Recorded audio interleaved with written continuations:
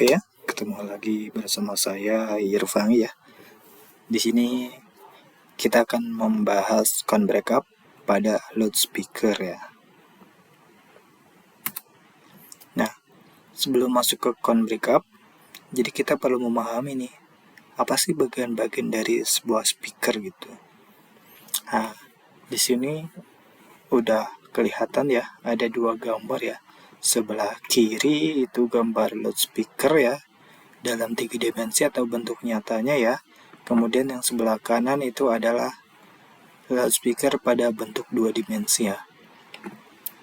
Nah, supaya mudah saya menggunakan gambar yang 2 dimensi ya, gambar sebelah kanan ya.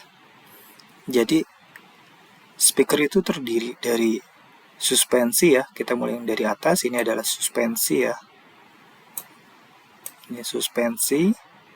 Nah, kemudian ini ada kon ya, atau konus ya. Jadi warna hitam ini yang seperti kerucut itu adalah konus. Jadi ini adalah sebuah konus. Kemudian ini ada dust cap ya, atau tutup ya, pelindung dari debu ya, dust cap. Jadi ini dust cap. Ini dust cap. Kemudian di bawah dust cap ini ada spider ya. Jadi spider ini terhubung langsung ke voice coil ya. Ini yang warna kuning. Nah, kemudian di sini ada voice coil ya. Voice coil itu terbuat dari lilitan ya, lilitan tembaga yang dililitkan ke former ya. Kemudian di sini ada magnet ya. Nah, setelah kita memahami bagian-bagian dari sebuah speaker, kita masuk ke con breakup.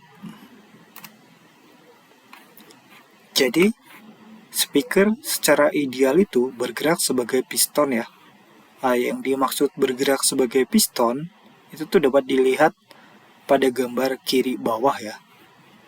Jadi pergerakan piston sempurna itu seperti ini. Dia naik ke atas, lalu turun ke bawah. Dia naik ke atas dan ke bawah itu tetap dalam satu jalur. Nah, penggambarannya pada konus speaker itu seperti ini ya. Gambar yang tengah. Jadi dia ke depan, maju, terus mundur ke belakang. Nah, tetapi ada saat di mana konus ini terjadi deformasi ya. Jadi pergerakannya itu tidak lagi pistonik. Walaupun dia maju dan mundur, tetapi ada bagian konus yang terdefleksi ya. Jadi jika dilihat dalam gambar 3 dimensi itu seperti ini. Jadi ini ada yang naik dan turun. Ini gambaran dari sebuah con breakup ya. Nah, jika digambarkan secara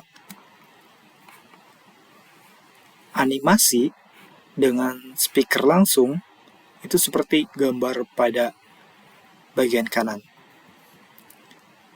Jadi ketika pergerakannya pistonik,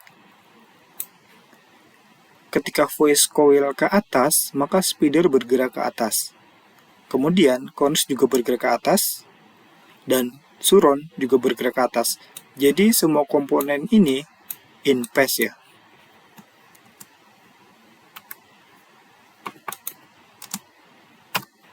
Nah, beda halnya ketika terjadi con breakup.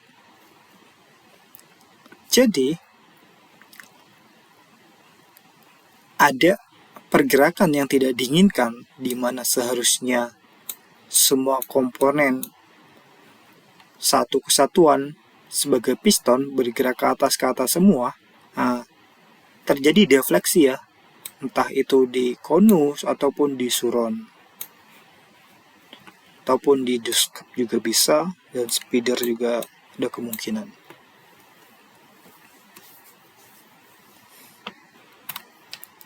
Kemudian untuk semakin mempermudah pemahaman kita, jadi cone breakup itu terjadi ketika konus itu tidak lagi rigid ya. Terus ada bagian konus yang berbeda fase dan amplitudo. Jadi di sini ada grafik ya yang menggambarkan sebuah konus dalam 2 dimensi ya, di mana titik-titik hitam ini adalah konus sebelum terjadi cone breakup, dan garis merah itu terjadi cone breakup, terjadi getaran yang tidak diinginkan. Dapat dilihat. Nah, jadi seharusnya dia itu bergerak sebagai konus utuh ya, seperti ini. Ketika naik ya naik, turun ya turun. Namun pada kenyataannya itu bisa terjadi defleksi ya, perubahan bentuk ya dari konus. Nah, perubahan bentuk ini mengakibatkan distorsi.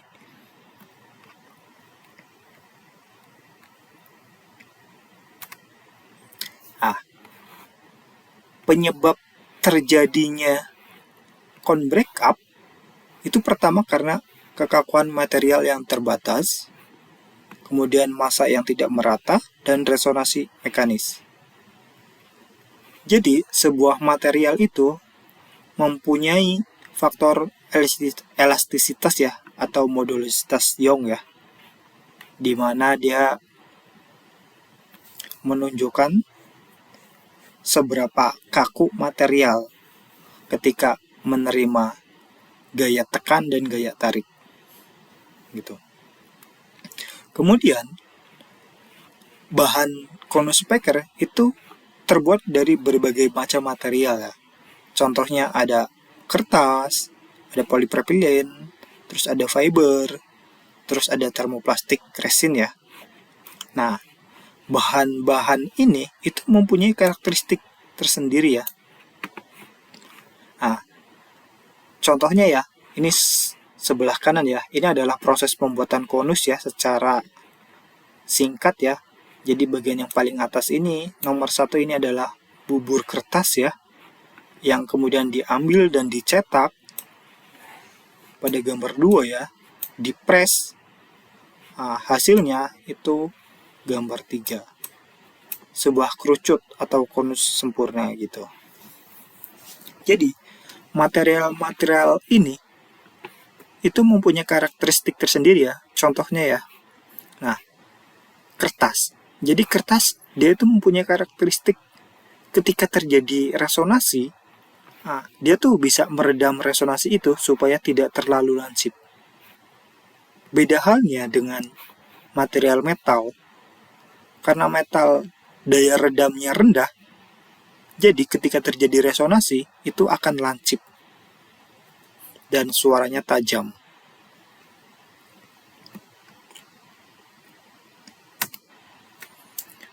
Kemudian pola getaran konus ya saat bergerak tidak seragam ya. Yang pertama itu ada pola getaran radial ya. Jadi pola getaran radial ini sumber suaranya itu dari tengah kemudian menyebar ke segala arah ya, secara 360 derajat ya. Nah, ini hasilnya itu paling dominan, terus juga paling efisien ya ngasilin suara. Juga mode radial ini tuh berpengaruh juga pada frekuensi respon ya, paling berpengaruh. Biasanya itu terjadi di frekuensi rendah sampai menengah ya. Kemudian pola getaran sirkular ya, atau melingkar ya.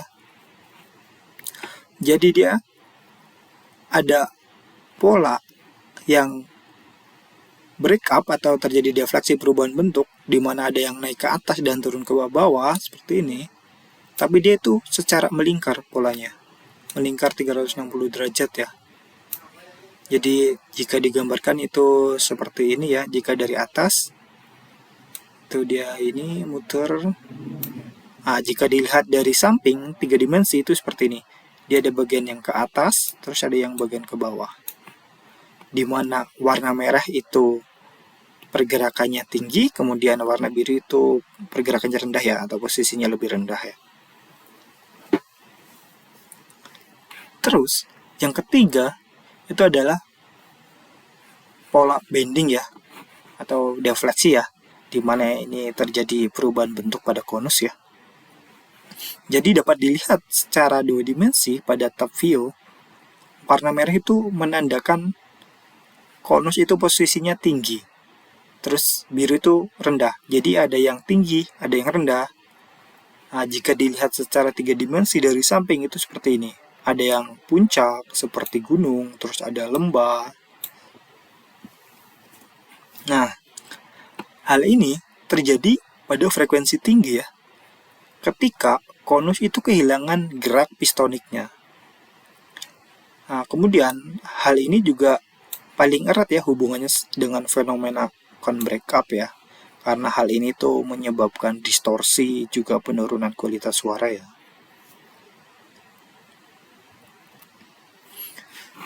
Nah, terus gimana nih dampak pola getaran terhadap frekuensi respon ya?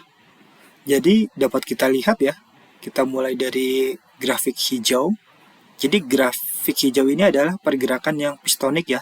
Jadi gerakannya itu seragam ya dari tengah ke pinggir ya secara ideal. Jadi posisi di mana semua bagian konus itu bergerak satu fase ya. Nah, dia menghasilkan frekuensi yang flat. Ini skala horizontal frekuensi, skala vertikal desibel ya. Jadi dia ini flat sampai dengan batas responnya di sini 20 kHz ya. Jadi responnya datar. Kemudian pada pola melingkar itu menyebabkan peak ya dan dip ya di frekuensi tertentu ya. Ini contohnya ada di frekuensi 2 kilo ya sampai dengan 10 kilo ya. Jadi dia ada peak dan dip sedikit ya. Nah, penyebabnya ini karena ada ketidakseimbangan massa ya, massa konus ya. Biasanya terjadi di kertas ya. Mungkin ada bagian yang kurang padat sehingga ada beda massa. Kemudian yang ketiga, ketika terjadi breakup ya, jadi konus itu ada yang melengkung ya, ada yang ke atas, ada yang ke bawah. Kemudian mengakibatkan speaker ini kehilangan gerak pistonik ya. Nah, akibatnya itu terjadi distorsi suara ya, dan suaranya tidak natural. Jika digambarkan dengan grafik frekuensi respon, itu memunculkan gunung dan lembah atau peak ya, dan dip ya. Peak untuk gunung dan dip untuk lembah. Jadi di sini ada peak ya. Ada peak dan ada lembah. Namun di antara peak dan lembah itu ada bagian kecil yang menyerupai peak dan dip juga. Nah, itu biasanya area breakup. Terus, gimana sih kita mengartikan breakup ini ke dalam sebuah grafik untuk kita analisis ya? Nah, jadi dampak breakup ini yang pertama itu menyebabkan distorsi ya. Kemudian yang kedua responnya tidak rata, kemudian suaranya kasar atau tajam. Nah, untuk memahami ini, kita perlu memahami grafik di sini. Jadi saya mulai dengan grafik bentuk gelombang dalam domain waktu ya, atau time domain. Digambarkan di sini ada grafik warna hijau ya, sinyal asli. Dia bentuknya sinus sempurna ya.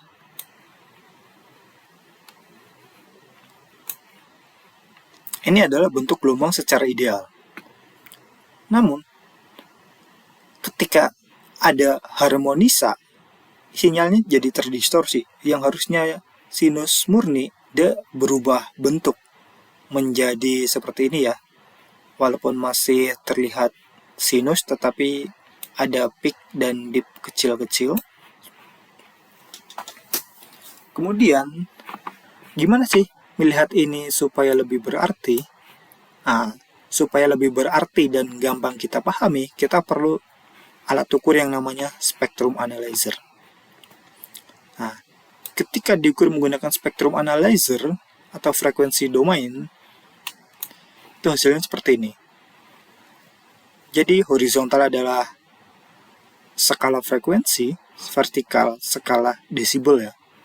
Warna hijau ini adalah frekuensi fundamental ya, dalam hal ini 1 kHz. Nah, idealnya dari 20 Hz sampai dengan 20 kHz itu hanya sinyal asli atau fundamental. Namun, ketika terjadi distorsi, muncul sinyal-sinyal lain yang tidak diinginkan. Nah, sinyal-sinyal lain yang tidak diinginkan ini muncul karena adanya breakup. Nah, di sini saya contohkan ada sinyal kecil 2 kilo, 3 kilo, 4 kilo, 5 kilo. Nah, ini biasa disebut catat harmonik orde ke-1, orde 2, orde 3, orde 4, orde 5. Nah, orde tersebut itu mempunyai karakter suara yang berbeda-beda. Ada yang membuat suaranya tebal, ada yang membuat suaranya kasar, ada yang membuat suaranya galak gitu. Kemudian, grafik yang sebelah kanan itu grafik respon frekuensi ya, SPL versus frekuensi, dimana idealnya itu grafik hijau, dia lumayan mulus ya. Tetapi ketika ada breakup, respon aktualnya itu terdapat peak dan dip kecil yang cukup banyak. Nah, ini yang dinamakan distorsi. Nah, munculnya distorsi ini itu salah satunya karena breakup. Jadi, secara konsep, semakin tinggi frekuensi, maka kemungkinan con breakup itu semakin tinggi, semakin muncul masalah. Kemudian semakin rendah itu semakin aman. Nah, ada titik resonansi di mana masalah mulai muncul ya. Nah, apa sih hubungannya con breakup ini dengan target kita yang akan membuat speaker? Jadi, kita itu tugasnya harus meminimalisir area con breakup ini. Jadi tujuannya supaya suaranya itu minim distorsi gitu. Nah, gimana sih cara mengukur con breakup? Nah, cara ukurnya, terus metodenya akan saya jelaskan pada video selanjutnya. Terima kasih.